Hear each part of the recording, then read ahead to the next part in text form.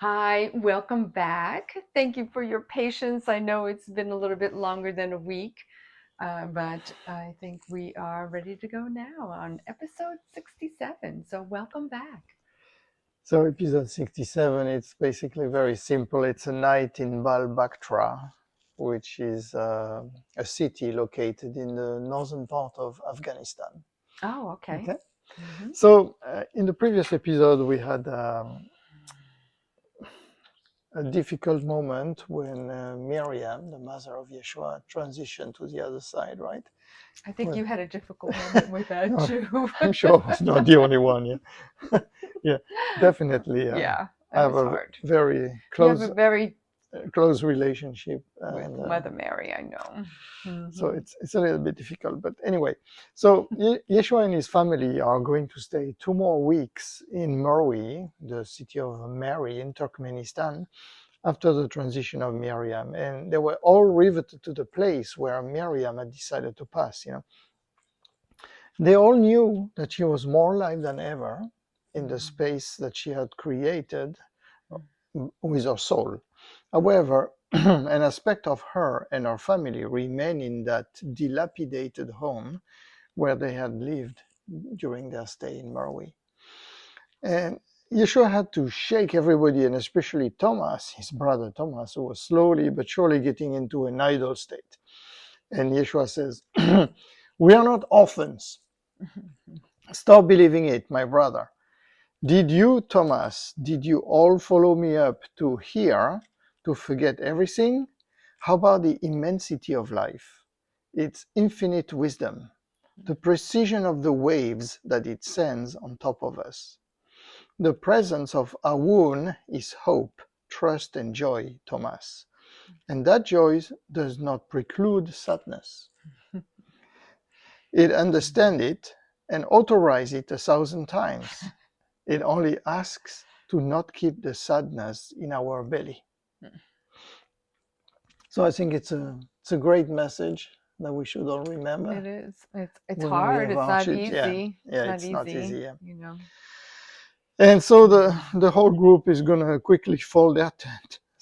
They say farewell to the small community that had accepted them, and they even gifted the donkey Kadma, Aw. the little female donkey they had, Hmm. as she was no longer capable to continue the journey due to the altitude, the snow, and the cold, Yeah, right? it's been a lot. So the day after, they were all gone. And for Yeshua, the memory of this place would be the large, flat stone raised toward the sky, which was marking the grave of Miriam. So I tried to do some research on the internet, and there are actually a few sources that are indicating that Mother Mary would have been there. Hmm. They never mention that she went with Yeshua, of course, but they talk about Thomas and her who would have traveled to that place. Oh, okay. Yeah, but now, as far as the exact location where where the burial site is located, I mean, I couldn't find anything. And on top of that, that city today, the city of Mary, is actually a very modern city. It has been completely revamped. I think also the government of Turkmenistan is not exactly conducive to tourism at this Oh, point. yeah, Yeah, right. Hmm. and if I remember well, the current person in charge of the government is more tyrannical than anything else. Yeah, Oh. yeah. But anyway, so going back 2,000 years ago, the little group is now walking to the city of Bal-Baktr, which is again in the northern part of Afghanistan. And Sarah and Thomas had found their smiles and inner joy again, while Meryem, his wife, was exploring the beings and what is called the things of life. So, again, we are showing this incredible journey that they are doing on a map. I mean, it's absolutely It's amazing. so far. I Yeah, mean, I it just is so far. can't believe how far they Yeah, went. yeah. They are doing 5,400 kilometers, Oh my gosh. 5,400 kilometers. Yeah, it's just incredible. And so Mhm. Mariam was realizing that you can become a master when you stop rebelling against everything, or in fact against the incredible intelligence of life. And we tend to forget that. Yeah. And Yeshua was very appreciative of all the progress she was doing with her consciousness. She was trying to no longer live in her thoughts and instead live in the present, among the land, the flower, and their essences. And just be in the flow of her divinity, exactly. right? I mean, that's the key. doing. Yes. That's the key.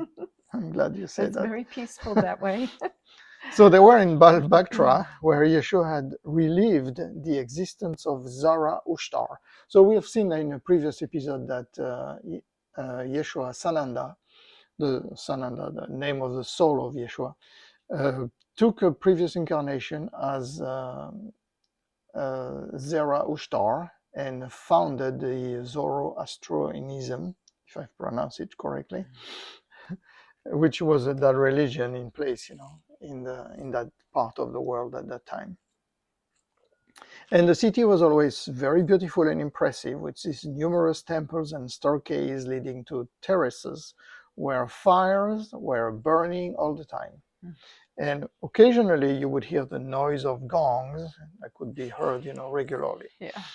So the problem is they did not know exactly where to stay, and under a tent, as they had done it for months. And the two ladies, Sarah and Meryem, were tired of the lack of comfort. They really couldn't stand it. I don't blame them.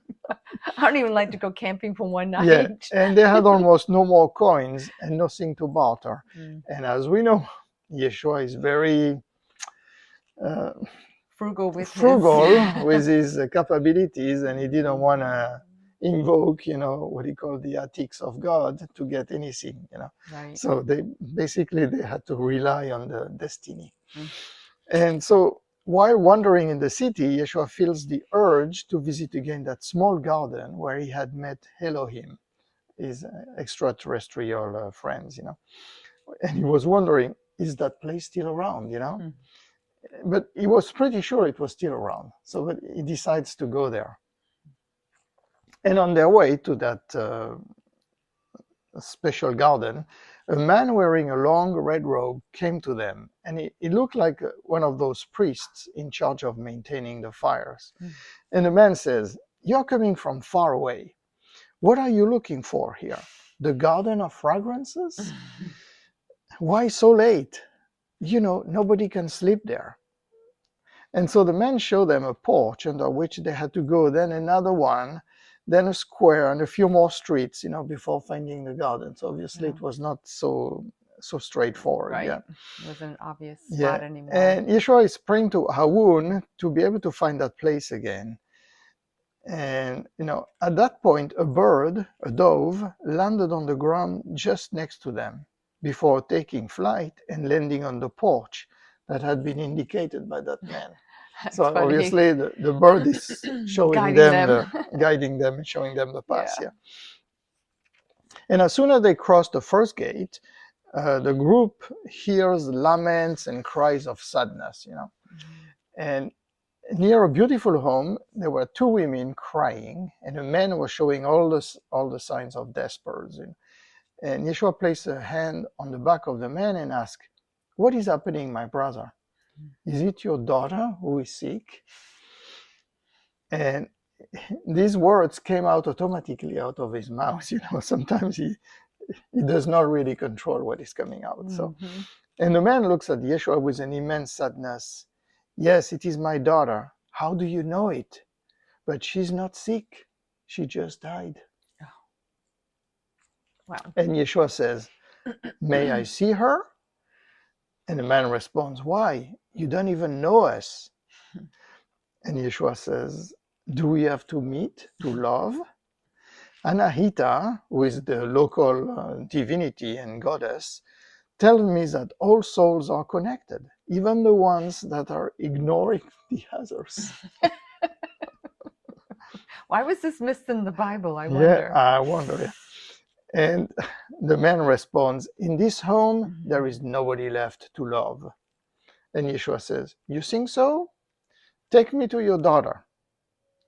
And the man says, "Okay, if you insist, but not the other ones, just you." And Yeshua at that point, is notifying Thomas and the two ladies to wait for him. He removes his shoes and he enters the house, followed by the two crying women. And in one room, there was a small body laying on a large piece of fabric. And that piece of fabric would be used to wrap the body and take it to the mountains. And there the body would be given to the vultures, which would spread its pieces to the infinite of nature. Basically, this is all in high altitude. Right. There's nowhere to bury anything. Yeah, the dirt is very hard. Yeah. Due to the frost and everything. So what they do is they normally, it's the same way that they use in Tibet and in high places. Yeah. So those birds are taking care of it. So, and in a corner there was a dog tied, and its role was to repel the dark spirits. Oh, so okay. The dog is like tied in a corner of the room, but his job is like to make sure that none of the dark spirits are coming. And Yeshua is wondering at one point if it was Zara-Ushtar who had put in place these customs, but he could not remember. You mean him? Yeah. Yeshua says, "What is her name?" And the man responds, "Her name was Fidja." So Yeshua responds, "Oh, thus it is still her name." So see the differences. Right. They use the past, right? But he still uses the present. And Yeshua look at the body. You can see that the etheric vehicle is still very present in the physical body. And the death was only probably a few hours ago. And the way it works is, I'm making a little parenthesis here, is that the etheric body will get out of the physical body little by little. So it's going to shut down some of the organs, and the corresponding energy related to an organ is going to disassociate or get out of the body. And then the etheric body itself will disappear in that intermediate realm between the physical and the astral, but it takes about 40 days for the etheric body to completely disappear. Well, I didn't realize it was that long. And that explains sometimes why people see ghosts and stuff like that. Yeah. Right, they're still. Yeah. And so Yeshua says to the man, "Can you leave me alone with her?" And the man is like, now he's offended, "I do not understand what you want. No, we will stay here. There is no reason for it to be otherwise. Nobody ever saw you here. If you are one of those dark magicians who are looking for deads to practice some rituals, we do not want you here. You saw Fidja, my daughter. You got what you wanted. Thus leave and let us cry." Oh. And Yeshua responds, trying to keep his calm. "You want me to leave, my brother? In truth, it is your daughter who came to find me." Look, here is our messenger. And as Yeshua is talking, that bird that we saw before, the dove, enters the room walking. It's not even flying. It's walking in the room. Here I am. Yeah. And at that point, Yeshua did not know how things would turn out. But in the bottom of his soul, he had asked for everything, absolutely everything, without a single doubt. Because in the heart of the infinite, Fidja had already come back to life. Yeah. So while the dog was coming close, so you have to picture that bird walking, right? Yeshua offered the back of his hand, and the bird sat on it. And he placed the bird in the middle of the chest of Fidja, the little girl, among some petals of red flower. And the dove lay down. And behind Yeshua, the two women who were silent for a while started crying again. And Yeshua turned toward them and says, "Be quiet. What are you crying for?" Sometimes it can be very assertive and directive. Sometimes assertiveness works, right? And so the two women stopped, surprised by Yeshua's order, and a great silence was in the room as the light was vanishing away. Again, this is the end of the day, so in the mountains, and the sun is moving away. So the presence of the living was palpable, The father of Fidja, touched by the solemnity of the instant, sat facing Yeshua on the other side of the body. And Yeshua was looking with intent to the dove. He could see that the bird was offering her life, like many animals do when they are messenger and message at the same time. And just enough time for a silent prayer, and the dove collapsed on the chest of Fidja, as if she was falling asleep. And suddenly, the chest of Fidja, of the little girl, rose, her mouth open, and she breathed deeply. Wow. So the father screamed, and the women too, Yeshua kneeled immediately next to the girl and started massaging a very precise point between the shoulder blades, in the back of Fidja, then on her legs, and finally on the sole of her feet. And he says, "Bring me some water." And he's going to pour some water on the forehead and the lips of Fidja, who was now breathing irregularly. And finally, she opened her eyes, and everybody in the room, of course, was crying. Yeah. And Yeshua goes, "Give her now something to eat, a fruit, a date." And he's holding the back of the neck of the young girl as her breathing returns to normal.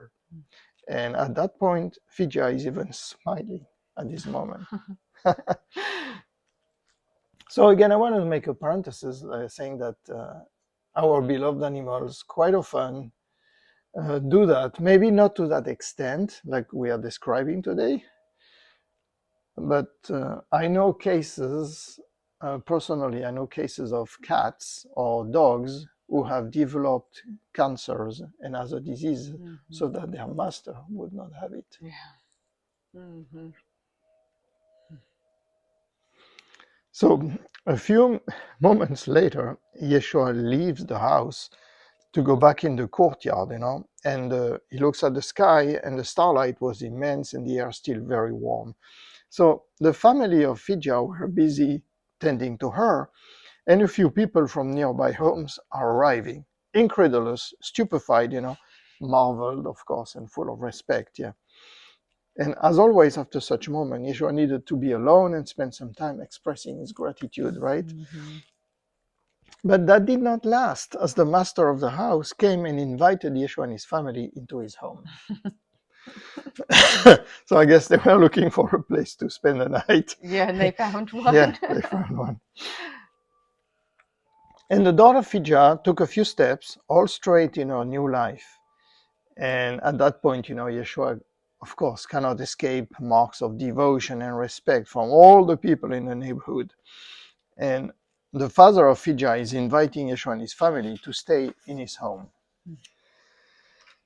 And the man, his name is Sajjan, is asking Yeshua, "Tell us, in truth, are you Zerah Ushtar back among us?" Oh my gosh.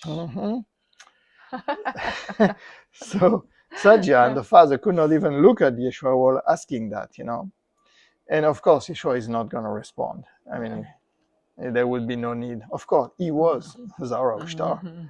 Yeah. And the following morning, he gives Yeshua a basket full of bread and dried fruit, okay? And members of his family, all richly dressed, were around Yeshua and could not stop, making reverences and signs of respect to him. And they ask him his name, and Yeshua responds, "I am Yeshua ben Meryem."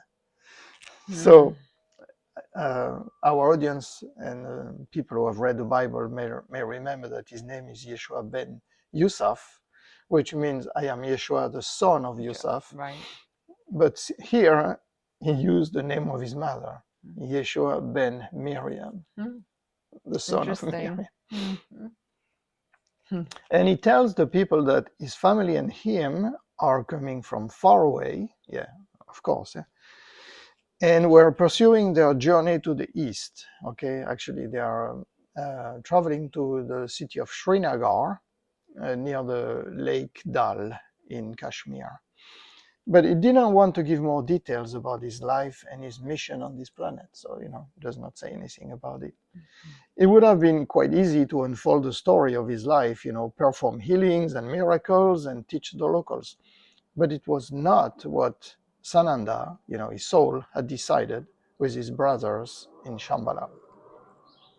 And so Sajjan, the host, said, "But you cannot live like that, Master Yeshua. What can I give you?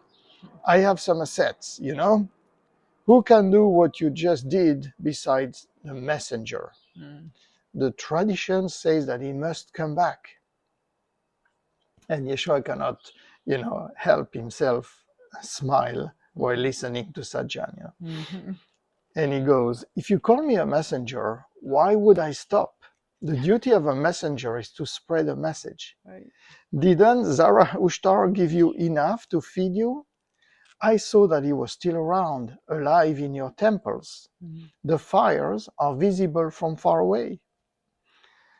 However, Sajjan and his family are insisting, and they don't want to understand anything, They could not, because what happened made them think that their family was blessed and selected among the families of Bal-Baktr. And Yeshua, in a way, perceives the trap that is coming, He did not want a throne. He did not want any disputes and conflicts with the local priests, and did not want to arouse passions around his character. And I think we can understand. I think we know why. We know why, right? It didn't end well last It didn't time. work exactly. Yeah, a crucifixion because you are hurting some priest, and antagonizing them. So finally, the final point is actually done by the weather, and we are going to explain that. And Sajja goes, "Very soon it will be the winter, Master Yeshua. It is coming here very fast after the heat.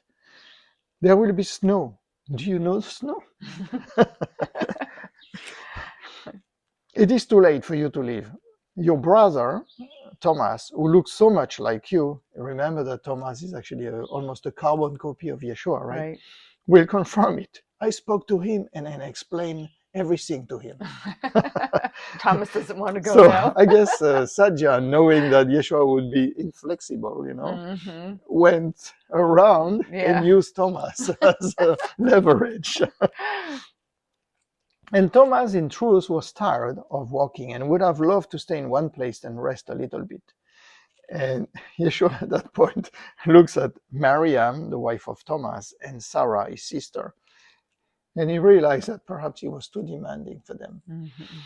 And he decides to meditate, and he goes in the garden near a fountain. And in the water of the fountain, he can see the reflection of his face. He has now very long hair, long and pointy beard, And nobody was cutting his beard anymore since the departure of Shlomit and Meryem, his wife, right? Shlomit was the only woman allowed to cut his beard. And so he thinks about Meryem, and suddenly her image appeared on the surface of the water. Yeah, and he's sorry.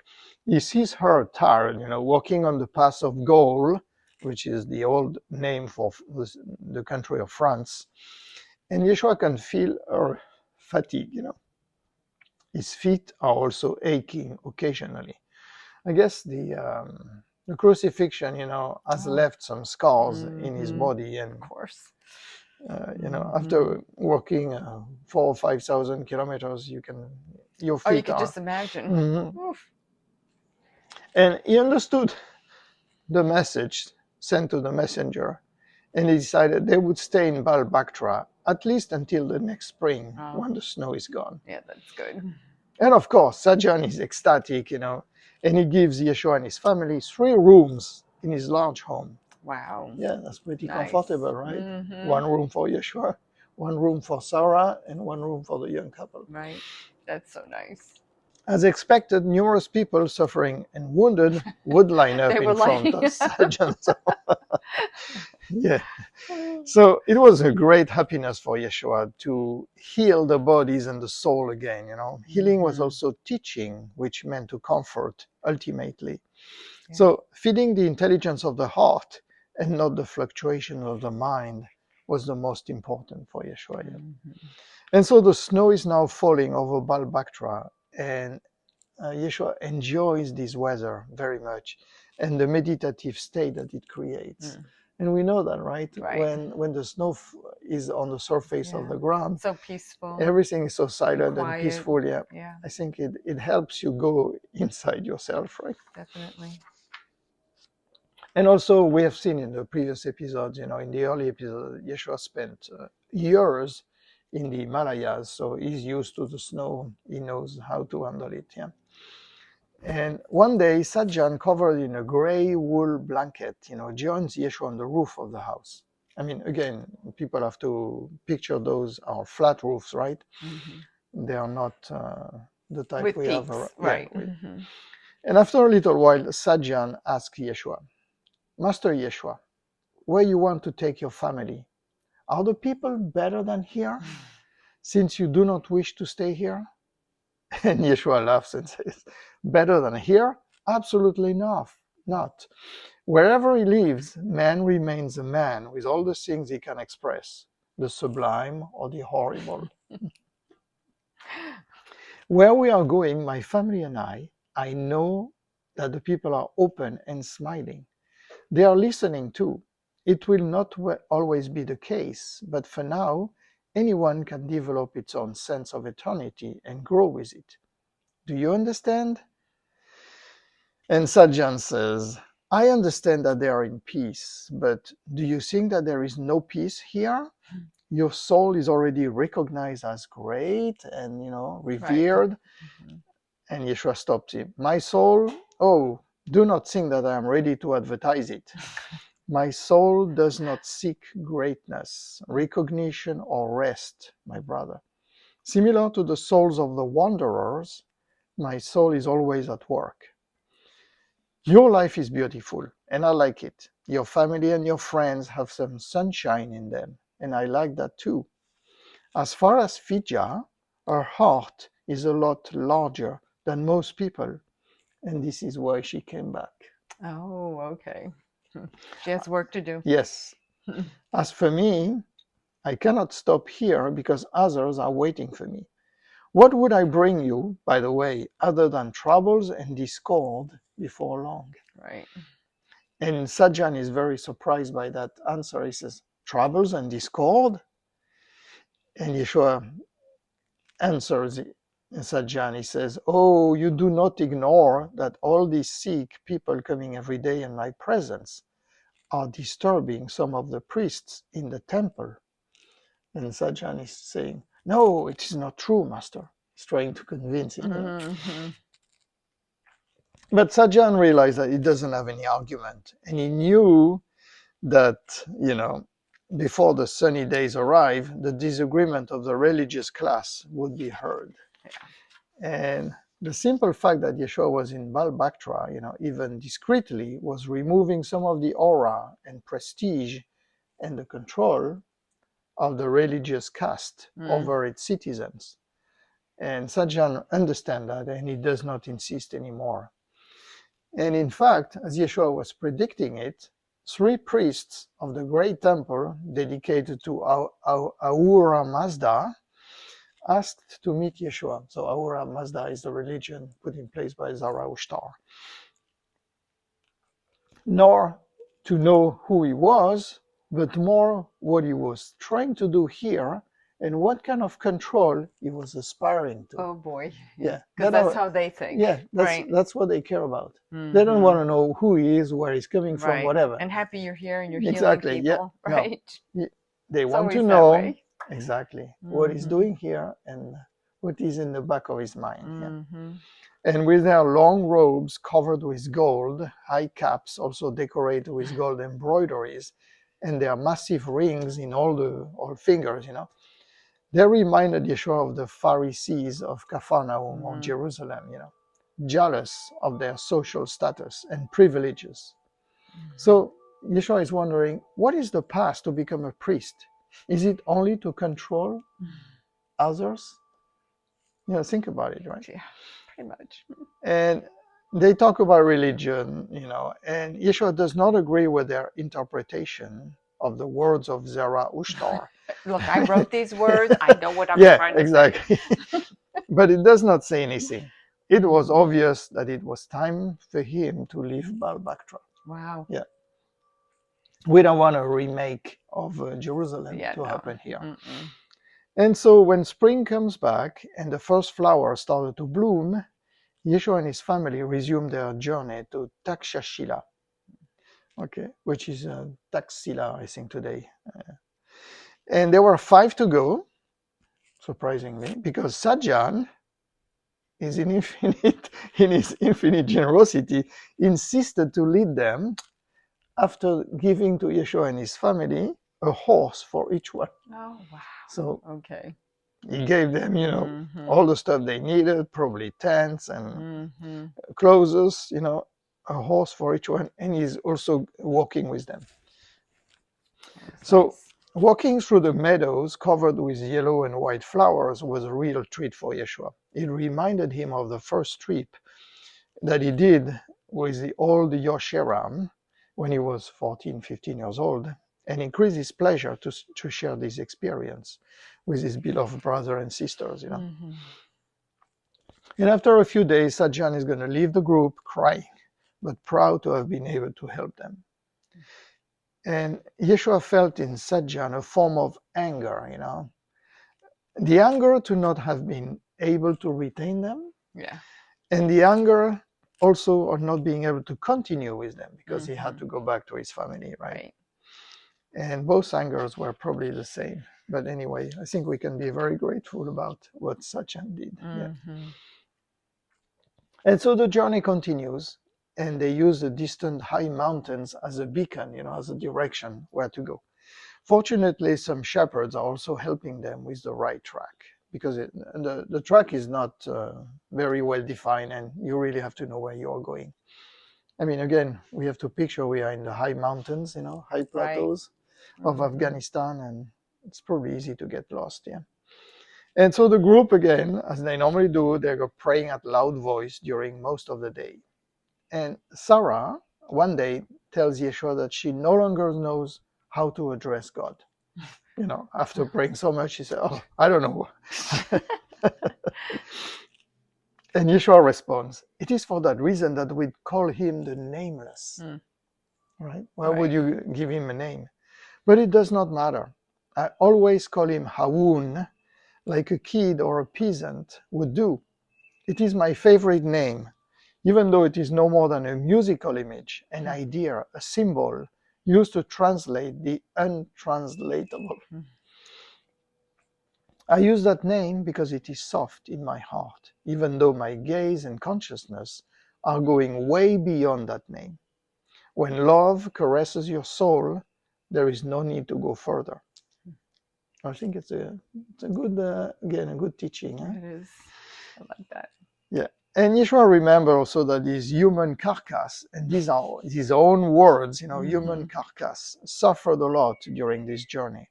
The crucifixion had left more wounds inside him than what was visible on the outside of his skin. Yeah. That's a lot to take in. Yeah. And lots of cold wind and melting snow were alternating with an intense and drying sun. So it's quite a challenge, to walk. And it was difficult and painful for all the members of the groups. And around the fire at night, everybody is evoking the memories of the Kinnereth Lake, Bethsaida, Migdal, and the squares in Jerusalem. I guess with the cold, they are probably missing the nice weather and nice temperature of Judea and Galilee. Yeah. And of course, all the disciples that had fled and were traveling to other countries. So they are thinking about those too. And finally, completely exhausted and guided by the stacks of stones on the side of the tracks, which I think are those little how do you call that? Oh yes, You where remember? they lay Yeah, them they lay those stones. stupas. Stupas, Yeah. yes. So this is helping them. And they finally arrive in Takshahila with its green and yellow meadows at the bottom of the valley. So entering Takshahila is a true relief. Yeshua can breathe a fragrance of peace and balance, and he feels that even the stones of all the temples are exuding that peace and that balance. And since his first trip in Takshahila at the age of 14-year-old, and again, I would send all our audience back to the early episodes, he realized nothing has changed. Even the smile of the awakened was always so inviting. So the awakened is that statue of Gautama Buddha, which is probably one of the oldest statue representing a Buddha. And it's located in Takshahila. So Yeshua has no difficulty finding the statue surrounded by a small crowd of pilgrims, prosternating and covering the statue with flowers and fragrant balms. And so he looks at them for a while, and he thinks that the human being is a package of contradiction. And some of the contradiction that comes to his mind are the human being is seeking the felicity of another world while fearing the death that would take him and lead him to that other world. Isn't that interesting? It right? is. The human being was confused about doing well, but he was also in a fight with its well-being, right? Right. So how do you help others while keeping your well-being, The human being is preaching freedom while trying to control at all costs. And finally, So the human being is attached to the person who are teaching them to detach. And So Yeshua true. observes the colors of the souls of the pilgrims, and devoutes. And he realized that devotion is nothing more than an habit, a convention to respect. And this devotion has to be expressed, no matter how, to hasten the hour of one's liberation, And the light of the awakened was not seeked inside the chest, but on the outside. People inside, instead of going inside themselves, were looking more at idols and statues and stuff like that. And Yeshua is a little bit disappointed by these crowds of pilgrims, repeating mechanically the same gesture that many had done before them. And he sits under a massive tree that could have been contemporary of Gautama and thinks about the tree he had planted in Galilee and Judea. What would happen with that tree, right? Would it spread its roots and branches around the world? Who knows? Yeshua knows that of his person, 1,000 statues would be made, and he knew that the cosmos, that Christic energy that had pulsed inside his chest, would be reduced to just a few pages, allegedly speaking of the truth. Yeah. He was right. He was right, yeah.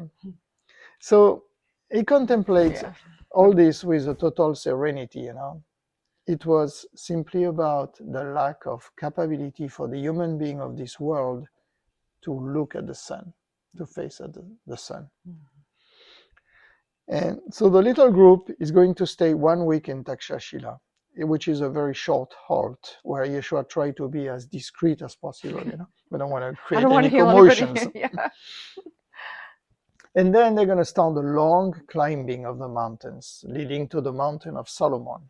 Okay, it's a very difficult and exhausting journey, fortunately fueled by the desire to finally arrive, and by a very nice weather. So they were blessed.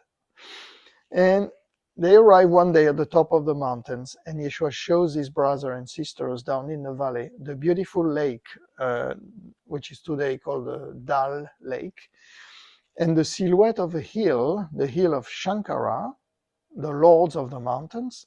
And on top of that mountain is a little temple and Swayambhu Linga, which is sitting on top. And again, we have pictures and we will present those. Okay. And we have seen those before. It's the episode where he meets Babaji. Oh, right, okay. Yeah. And Yeshua cannot prevent himself from laying on the ground, face down, and expresses gratitude for the living. So behind his closed eyelids, the faces of Meryem, his mother, and Meryem, his wife, came to meet him. What else could you ask for? Right?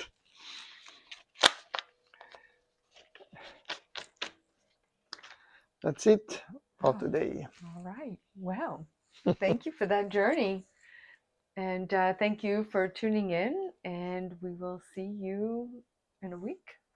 Maybe a little, maybe a little bit longer. Yeah. But we definitely have, how many more episodes you're We thinking? probably have, I would say, 3 more. We probably will finish episode 70, end of life of Yeshua. And then we may do maybe an episode where we can talk about some questions and questions that some people have had, and maybe elaborate a little bit more on what Yeshua's teachings and everything that he taught us through this whole journey. That never really made it into the Bible, which I find very interesting. And it's all about going within. So I really like to expand a little bit more on that too, and the work that I don't want to call it work. It's just what we need to do for ourselves. And I look forward to maybe being able to get into something like that. Absolutely, too. Well, thank you so much. Thank you.